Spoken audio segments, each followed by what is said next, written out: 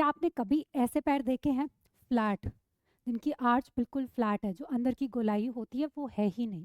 इसको बोलते हैं फ्लैट फीट। हेलो दोस्तों, मैं हूं doctor Bhavna, physical medicine and rehab specialist. और आज हम बात करेंगे फ्लैट फीट के बारे में, जो कि एक बहुत ही कॉमन कंडीशन है। ये आपने देखा होगा अपने आसपास, या हो सकता है आपको हो ये। फ्लैट फीट होता क्या है?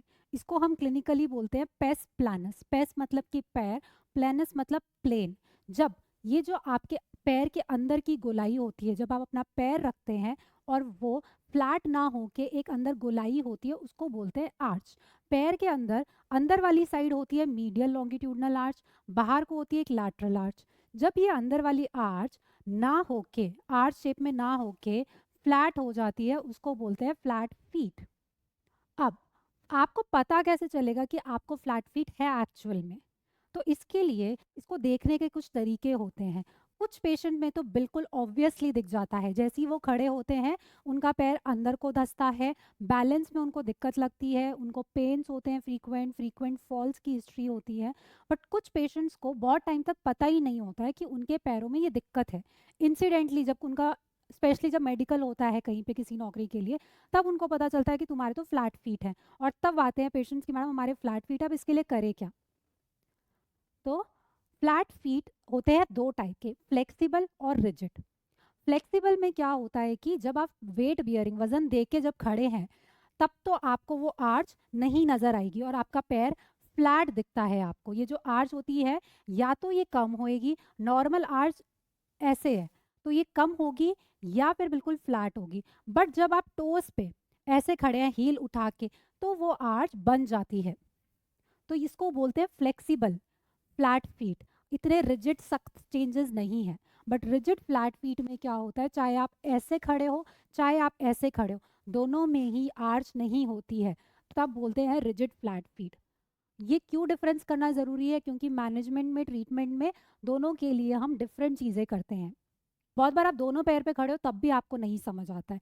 जब हम एक पैर को उठाते हैं और सिर्फ एक पैर पे खड़े रहते हैं, तब हमें नज़र आता है कि हाँ, हमको तो बैलेंस में दिक्कत है, हमारा पैर अंदर को धंस रहा है। इसके बाद एक वीडियो में मैं शो कर रही हूँ कैसे मैं पेशेंट पे चेक करती हूँ फ्लैट फीट के लिए। अब ये तो जब आप पैर देखोगे फ्लैट, फिर दूसरा हम करते हैं, इसके बाद पेशेंट को पीछे से देखना है। जब पेशेंट उल्टा खड़ा होता है, तब आप देखेंगे कि खाली आर्च में नहीं दिक्कत, पीछे हील जो है उसमें भी टेढ़ापन शुरू हो गया है। नॉर्मली जब आप लेग को और हील को देखते हैं तो एक स्ट्रेट लाइन बनती है, बट जिसको फ्लैट फीट है और थोड़ा सिवियर हो गया है, पैर में चेंजेस शुरू हो गए, तब उनको ये स्ट्रेट लाइन की जगह यू और ये हील थोड़ा बाहर को होती है। तो ये एक एंगुलेशन पे होती है इंस्टेड ऑफ कि एक सीधी लाइन हो। इसको बोलते हैं हील वैल्गस। हील में नॉर्मली सीधा होने की जगह थोड़ा टेढ़ापन हो गया बाहर को। ये सब हमें क्यों देखना होता है? क्योंकि इसी के अकॉर्डिंग हमको शूज़ की मॉडिफिकेशंस देनी होती है। तो ये आप देखेंगे इसमें भी, ये इंस्टेड ऑफ सीधे के, ये ऐसे, और ये टेढ़ापन बाहर को हील को, ये आपको दिखेगा जब आप पीछे से पेशेंट को उल्टे होके पीछे की साइड से देखते हैं। और क्या होता है, ये तो फ्लैट हो गई हील आर्च, और यहाँ पे एक बोनी प्रोमिनेंस, ये जो होती है बीच में, ये तो होता है ये हड्डी का एक प्रोमिनेंस, यहाँ पे एक बोन होती है टैलस, वो भी प्रोमिनेंट दिखती है। तो पेशेंट कंप्लेन करते हैं कि हड्डी बढ़ रही है। हड्डी बढ़ती नहीं है, हड्डी में टेढ़ापन शुरू हो गया है, वो हड्डी ऐसे बाहर को निकल जाती है, इसलिए वो प्रोमिनेंटली दिखती है, उभरी हुई दिखती है, उसको बोलते हैं टैलर प्रोमिनेंस। तो ये सब सिवियरिटी इंडिकेट करते हैं कि कितना आपका फ्लैट फुट होके और बाकी फुट में भी चेंजेस शुरू हो गए हैं। उठाओ, ये वाला पैर उठाओ, ठीक है, ठीक है, नीचे रख लो।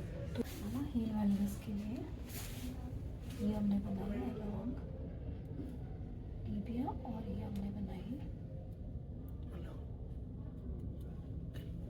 ठीक है। तो ये हल्का सा है, माइल्ड है, बहुत ज़्यादा नहीं है, ठीक है। फिर हमने क्या देखना है, टीबियल, ये टेलार हेड की प्रोमिनेंस, एक बार घूमो, लाई है, ये टेलार हेड, हाँ, मिनट, हाँ ये भी टेलार हेड, ठीक है। और ये रहा, फिर साथ में इसको ये होके 4 फुट का अबडक्शन हो गया है। अब ये मीडियल आर्च बनती कैसे है? अब आपने अक्सर पेशेंट्स आते हैं छोटे बच्चे लेके 2 3 4 साल के, बोलते हैं मैम इसके पैरों में देखिए ना ये नॉर्मल तो नहीं लगता है, जैसे हमारा पैर है वैसा इसका पैर नहीं है। तो ये जो मीडियल आर्च है ये जब बच्चा पैदा होता है तब नहीं होती है। जन्म होते बच्चे के पैर बिल्कुल फ्लैट होते हैं क्योंकि बहुत सारा फैट होता है उसके अंदर, और तब बच्चे को चलने की ज़रूरत नहीं होती है, इसलिए आर्च डेवलप नहीं होती है। जब बच्चा चलना शुरू करता है तब आर्च बनना शुरू होती है। आर्च बनना शुरू कब होती है? 3 साल के आसपास शुरू होती है और मेच्योर होती है अराउंड 7 to 10 ईयर्स की एज पे। तो अगर 4 5 साल का बच्चा और पैर ऐसे फ्लैट लग रहा है दैट इज़ नॉर्मल। अब आर्च बनना शुरू होगी और 7 8 साल तक आर्च डेवलप होगी, तब वो आर्च दिखेगी। बट अगर 8 साल के बाद भी अगर आर्च नहीं दिख रही है या फिर आप 4 5 साल पे बिल्कुल भी चेंजेस नहीं दिख रहे, उल्टा पैर अंदर को धंसना शुरू हो गया, तब आपको अलर्ट होने की ज़रूरत है, तब आपको दिखाने की ज़रूरत है कि क्या है। कारण क्या हो सकते हैं इस आर्च के ना डेवलप होने के? अब आप देखिए कि क्या क्या स्ट्रक्चर्स होते हैं पैर में। बोन्स होती हैं, मांसपेशियां होती हैं, लिगामेंट्स होते हैं जो बोन्स को आपस में जोड़ते हैं, रस्सियां जैसी जिनको लिगामेंट्स बोलेंगे। तो जब इनमें किसी में दिक्कत होगी तो आर्च की डेवलपमेंट में दिक्कत होगी, क्योंकि आर्च को जो सपोर्ट करते हैं वो बोनी स्ट्रक्चर होते हैं, मांसपेशियां होती हैं और ये लिगामेंट्स होते हैं। तो बोन्स की बनावट में दिक्कत हो सकती है जब कंजेनाइटल होता है जन्म से ही, या फिर कोई इंजरी हुई, कोई चोट लगी, उसके बाद कोई फ्रैक्चर हुआ बोनी, तो उसके बाद ये सब चेंजेस आ सकते हैं। तो बोन में दिक्कत होने से मसल्स, मांसपेशियों में दिक्कत होगी तो भी आर्च प्रॉपरली सपोर्ट नहीं होगी और फ्लैट दिखेंगी। तो मांसपेशियों की वीकनेस, इसीलिए एक्सरसाइजेस कुछ मसल्स की जो इस आर्च को सपोर्ट करती है उनकी ज़रूरी होती है। और लिगामेंट्स, जैसे मांस फटता है, एंकल स्प्रेन होते हैं, तो जब मांसपेशियों में, लिगामेंट में और बोन में इनमें कोई दिक्कत है, अब ये दिक्कत बनावटी हो सकती है या फिर किसी इंजरी के बाद शुरू हो सकती है। तभी फ्लैट फीट कभी तो बच्चों में भी होता है और कभी पैर बिल्कुल ठीक होता है बट जब एडल्ट होता है तब शुरू होता है। तो जैसे कि मैंने बताया कंजेनाइटल जो कि जन्म से है, या फिर आपको बाद में एडल्टहुड में ये शुरू हुआ है। तो क्या फ्लैट फीट हमेशा प्रॉब्लम है?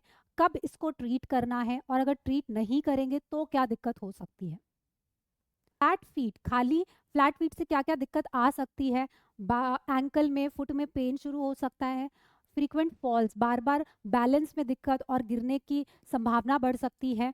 और तो और फुट में चेंजेस होने के कारण सेकेंडरी चेंजेस आपके घुटनों में, आपके हिप्स में, पेल्विस में और बैक में भी आते हैं। हाँ जी, तो फ्लैट फीट के कारण दर्द आपके घुटनों में, हिप रीजन में, बैक में, पेल्विस में भी हो सकता है। क्यों? क्योंकि फुट का काम होता है आपके बॉडी वेट को ट्रांसफ़र करना, आपके पूरा बॉडी वेट का लोड लेना। और ये हिप नी एंकल एक्सिस होती है जिससे आपका वेट ट्रांसमिट होता है। तो इस हिप नी एंकल एक्सिस में अगर कोई मैल अलाइनमेंट होगा तो फिर वो मैल अलाइनमेंट से दिक्कत आएगी। तो अगर फुट में चेंजेस हो रहे हैं, फुट जिस तरह फ्लोर पे पड़ रहा है उसमें चेंजेस है, तो वो चेंजेस सेकेंडरली नी पे आएंगे, फिर हिप पे आएंगे, पेल्विस पे और आपकी बैक पे। तो अगर आप बहुत टाइम तक इग्नोर करेंगे अपने फ्लैट फीट को, या फिर आपको पता ही नहीं है कि आपको फ्लैट फीट है, फिर पेशेंट्स आते हैं बहुत सालों बाद लेके कि नी में पेन है, नी में गठिया हो गया है, या फिर बैक पेन लेके आते हैं। तो इसलिए बहुत ज़रूरी है फ्लैट फीट को जितना जल्दी होता है एड्रेस करने के लिए। इस वीडियो में हमने बात करी कि फ्लैट फीट क्या होता है, कैसा पता लगाए कि फ्लैट फीट है, किसको ये हो सकता है और क्यों ज़रूरी है इसको एड्रेस करने की। अगली वीडियो में हम बात करेंगे कि क्या-क्या एक्सरसाइजेज हैं जो आपको इसके लिए करनी है और ट्रीटमेंट में क्या शू मॉडिफिकेशंस है, क्या-क्या मॉडिफिकेशंस और किन पेशेंट्स को ये ज़रूरत है, बच्चों में क्या करना है, एडल्ट्स में क्या करना है। तो नेक्स्ट वीडियो में आप ये सब के आंसर्स ढूंढ सकते हैं। ये वीडियो पसंद आया तो चैनल को सब्सक्राइब कीजिए, इस वीडियो को लाइक कीजिए। Thank you.